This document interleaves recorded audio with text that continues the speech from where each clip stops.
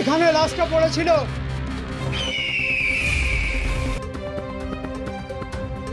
ভালো করে মার্কিংটা করো এই জায়গাটায়।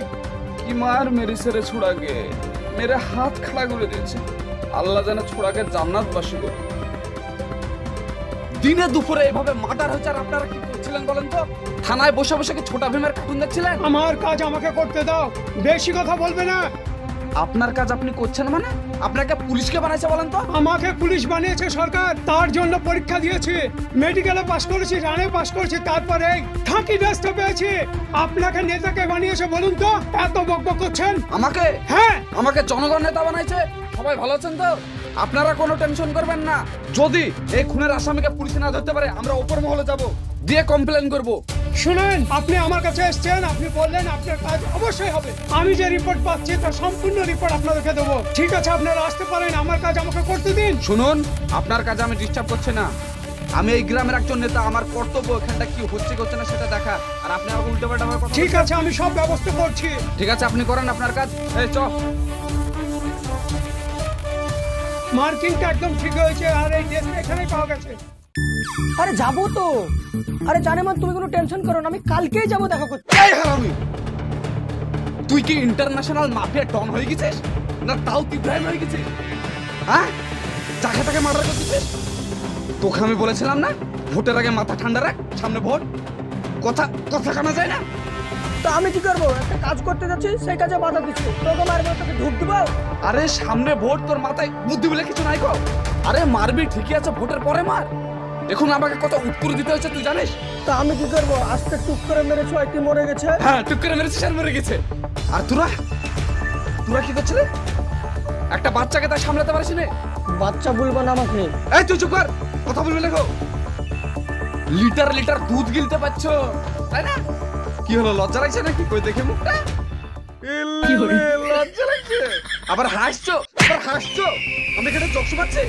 হ্যাঁ, এই শুন, এর পরে যেখানে যাবে আমার পেছনে পেছনে যাবে, একা একা কোনো জায়গায় যাবি না।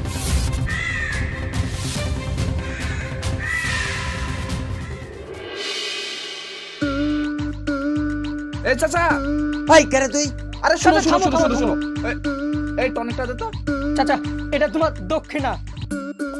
আরে মেম্বার সাহেব, হঠাৎ আমাদের গ্রামে কি ব্যাপার? এই কি ব্যাপার বলতে, আমার একটা ছোট কাজ করে দেওয়ার মতো একটা লোক দরকার। কি কাজ? ওই আমার ভাই একটা দোষ করেছে, ওই দোষ ঘাড়ে নিবে, তাকে আমি 2.5 লাখ টাকা দেবো। আরে আমাকে দিয়ে হবে না? হ্যাঁ সালা মাতাল, তোমাকে দিয়ে দিয়ে আমার ভাইটাকে ফাঁসি দিই। আরে না না, তুমি তুমি এসব কাজ করবে কেন? তোমার চেনাশোনা কেউ আছে? আছে আছে। কে? আমার ভাই। তোমার ভাই? হ্যাঁ, ওই পাড়ায়। ওকে বললি কাজটা করে দিই। কি বলো কি? হ্যাঁ, ওর বউ যা বলে তাই শুনে। আচ্ছা ঠিক আছে, যাও তাহলে যাও। হে উপরওয়ালা, তুমি আমাকে রক্ষা করো।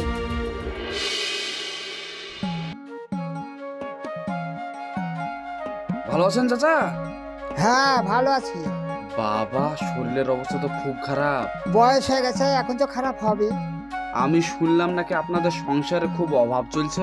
হ্যাঁ, একটু চলছে। ও, আমার ছোট্ট একটা কাজ করে দেবা? কি কাজ? 2.5 লাখ টাকা দেবো। 2.5 লাখ? কেমন কাজ ওয়া? আমাকে 2.5 লাখ টাকা দিবা? এই গ্রামে যে মার্ডারটা হলো না, হ্যাঁ। ওই মার্ডারটা তোমার ঘাড়ে দোষ নিতে হবে, লিব্বা। ও সব পারবো না আমি বাপ। আরে কোনো টেনশন নাই, তোমাকে 6 মাস পর পার করে দেওয়ার দায়িত্ব আমার, বুঝলা? 6 মাস পর যদি না ছাড়ে? আরে ছাড়বে না মানে?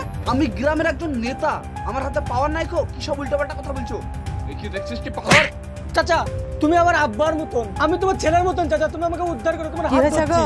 চাচি, চাচাকে একটু বলেন না। কি হয়েছে বাপ? ওরা বলছে সেই মার্ডার হয়েছে না, 2.5 লাখ টাকা দিবে ওই কেসটা আমার মাথায় নিতে। ও তো কোনো ব্যাপারই না, 2.5 লাখ টাকার অফার। এ অফার কেউ ছাড়ে? এই তো 6 মাসের ব্যাপার। হ্যাঁ, 6 মাস পর তো আমি পার করে দেবো বললাম। ঠিক আছে, ও আমার কথা শুনি চলে। আমি যা বলি তাই শোনে। এই এক কাজ করো, তোমাকে 6 মাস বাদ দিয়ে ছেড়ে দেবে, দেখতে দেখতে কেটে যাবে 6 মাস। তুমি 6 যাও। মাস? 6 মাস পরে যদি না ও ছাড়ে? ঠিক ছেড়ে দেবে, তুমি চলে যাও। ঠিক আছে দাদা, তাহলে আমি টাকা পাঠিয়ে দিচ্ছি বইকালে 2.5 লাখ টাকা। আর তুমি বইকালে থানায় গিয়ে স্যালেন্ডার করে নেবে যে আমি মার্ডার করেছি তা। ওই বলতে হবে? হ্যাঁ, আর এই সব কথাবার্তা যে তোমাকে আমি বলেছি, এই সব কথাবার্তা বলবা না। আচ্ছা ঠিক আছে। আচ্ছা, তাহলে বইকাল বেলা থানায় চলে যাবা। আচ্ছা ঠিক আছে এই চল। চাচা, তাহলে যাইও। হ্যাঁ। আরে আমি তো বললাম কাজটা হয়ে যাবে, আচ্ছা। বাপ একটা কথা শোনো, 1 মিনিট। হ্যাঁ বলেন, আপনাকে তো বেশ চিনতে পারলাম না আমি। এই 2.5 লাখ টাকা দিয়ে আমার স্বামীকে জেলে পাঠিয়েছ। ও হ্যাঁ, আপনার কি বলেন তো, আমি একটু খুব খেঁচা বেচার মধ্যে আছি। কোর্ট থেকে কোনো পারমিশন দিইনি, বুঝলেন। ভোটটা বেরিয়ে যাক, আমি সব ঠিকঠাক করে দেবো, বুঝলেন। 6 মাস টাইম নিয়ে তোমার বাড়ি আমি আসি আর যাই, তোমার লাগাইলে পাইনি আমি। আমি কোথায় কখন কিভাবে থাকি আমি নিজেও জানি না, বুঝলেন। আপনাদের মতন তো না যে আমার কাজে না আমি ড্যাং ড্যাং করে এদিক ওদিক ঘুরে বেড়াবো, তাই না। 6 মাস টাইম দিয়েছিলি আমাকে, আর এখন দেখতে দেখতে 2 বছর হয়ে গেল, এখন ওই বিল্লে হবে। দেখুন, আপনার সঙ্গে আমি তর্ক বিতর্ক করবো না, যখন সময় হবে ঠিক ছেড়ে দিবে, জান তো। এই গরিবের সংসার ভেঙে দিয়ে তুমি কোনোদিন সুখী হবে না। দেখেন, হ্যাঁ, আপনি আমার মুখের উপর কথা বলতে চান। আপনি টাকা নিয়েছেন, বুঝলেন, 2.5 লাখ টাকা নিয়েছেন। টাকা লিয়া হচ্ছে তেমনি 6 মাস টাইমও লিয়া হচ্ছে। আপনার কাছে কোনো প্রমাণ আছে যে আপনার কাছে আমি 6 মাস টাইম নিয়েছি? তো আমারও তো দেখতে দেখতে 2 বছর টাইম হয়ে গেল। ঠিক আছে, আপনি যা পারবেন তাই করে নেন, আপনার স্বামীকে ছাড়াবই না, জান। তুমি গরিবের সংসার ভেঙে দিয়ে কোনোদিন সুখে থাকতে পারবে না। আমি এটা মানি, অন্যের ক্ষতি করে কেউ সুখে থাকে না। দিস ইজ দ্য পলিটিক্স পাওয়ার। এটা গ্রাম অঞ্চল ভাই, এখানে এমনই হয়, দোষ করে একজন আর তার সাজা কাটে আর একজন। আমি জানি অন্যের দোষ কাঁধে নেওয়া একটা অপরাধ, কিন্তু কি করবেন, মানি ইজ অলওয়েজ আলটিমেট। ভালো থাকবেন, সুস্থ থাকবেন, দেখা হচ্ছে আপনাদের সঙ্গে আবার নেক্সট ভিডিওতে।